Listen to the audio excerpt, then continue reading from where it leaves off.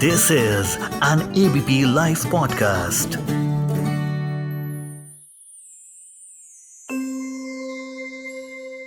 Hello my little angels, स्वागत है आपका सो जा जाने मन शो में। मेरा नाम है भावना और आज मैं आपको सुनाने वाली हूँ जादुई सोने के कंगन की कहानी। बात बहुत पुरानी है। शिवपुरी नाम के नगर में मोहनदास नाम का एक मोची रहता था। वह एक बहुत ही अच्छा इंसान था और हर किसी की मदद करने के लिए हमेशा तैयार रहता था। एक दिन मोहनदास रोज की ही तरह अपना मोची का सामान लेकर अपनी दुकान में बैठा हुआ था। उसके पास एक ब्राह्मण आया और अपना जूता सिलने के लिए दे दिया। जूता सिलते हुए मोहनदास ने ब्राह्मण से पूछा, आप कहाँ से आए हैं? ब्राह्मण ने जवाब दिया, मैं यहाँ बस पास के ही गांव में रहता हूँ।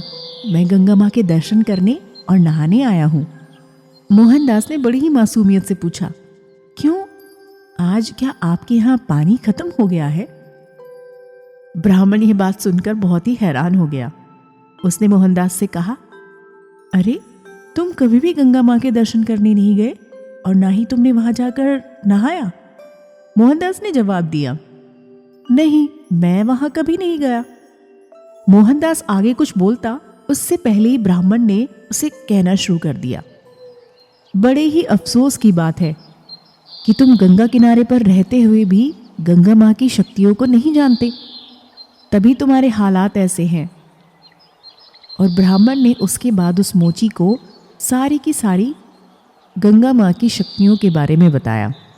ब्राह्मण की बातें सुनकर मोहनदास ने कहा, अगर आपका मन साफ है और आप किसी के लिए बुरा नहीं सोचते तो मुझे लगता है कि हर नदी का पानी गंगा के समान है। इतना कहने के बाद मोहनदास ने जल्दी से जूता ठीक कर दिया और ब्राह्मण से कहा, श्रीमान, आपका जूता ठीक हो गया है। अब जब आप गंगा किनारे जा ही रहे हैं तो मेरा भी एक काम कर दीजिएगा। ब्राह्मण ने कहा, हाँ हाँ ज़रूर, बताओ क्या करना है। मोहनदास ने अपने बैग से एक सुपारी का टुकड़ा निकाला और उसे ब्राह्मण को देते हुए कहा, अब जब आप गंगा माँ के दर्शन करने जा ही रहे हैं तो उन्हें ये सुपारी मेरी तरफ से भेंट चढ़ा देना। ब्राह्मण ने मोहनदास के हाथ से वह सुपारी ली और गंगा के किनारे जाने लगे।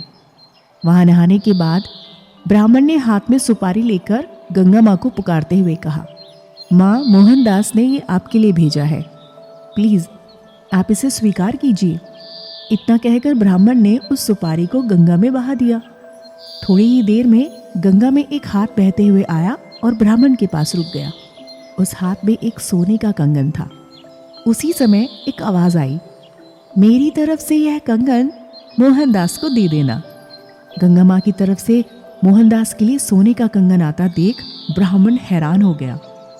ब्राह्मण ने उस कंगन को हाथ में ले लिया। कंगन हाथ में लेते ही ब्राह्मण के मन में लालच आ गया और उसने सोचा कि यह कंगन मोहनदास को नहीं दूंगा।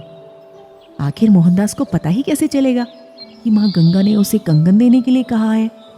इस सोच के साथ ब्राह्मण बिना मोची से मिले ही वहां से निकल गया और कुछ दूर जाते ही उसके मन में हुआ कि अगर मैंने ये कंगन बेचा तो मेरे बारे में कोई पूछताछ कर सकता है, मुझ पर चोरी का इल्ज़ाम भी आ सकता है। मैं एक काम करता हूँ, मैं सीधे यह कंगन राजा को दे देता हूँ। वो बहुत ही खुश हो जाएंगे और मुझे इसके बदले में वो इनाम भी देंगे। इस सोच के साथ ब्राह्मण सीधे राजमहल पहुँच गया।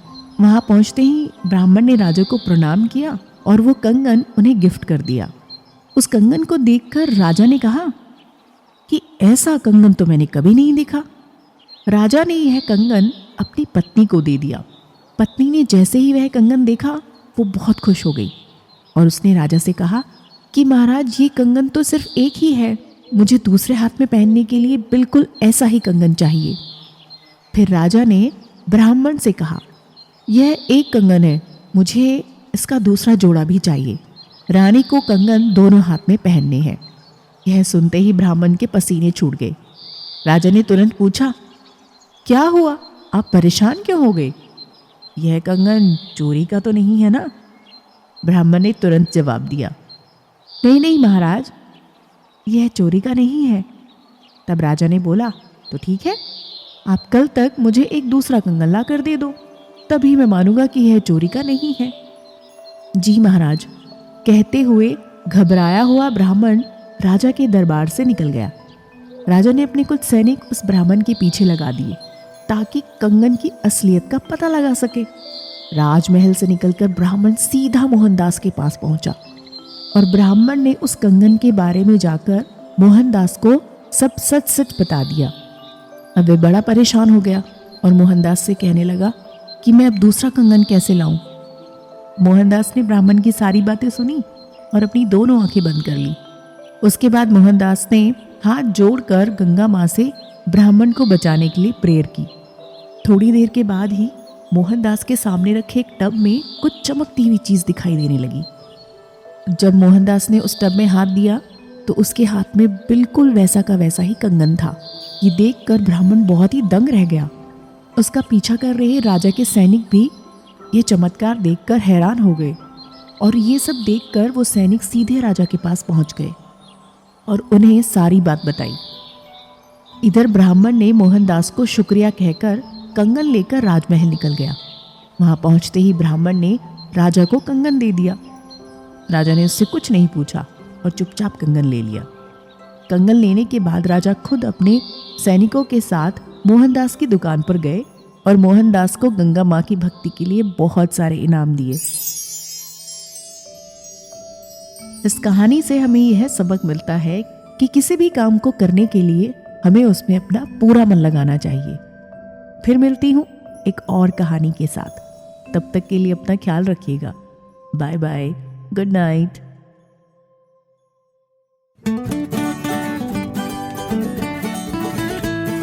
This is an ABP Life podcast.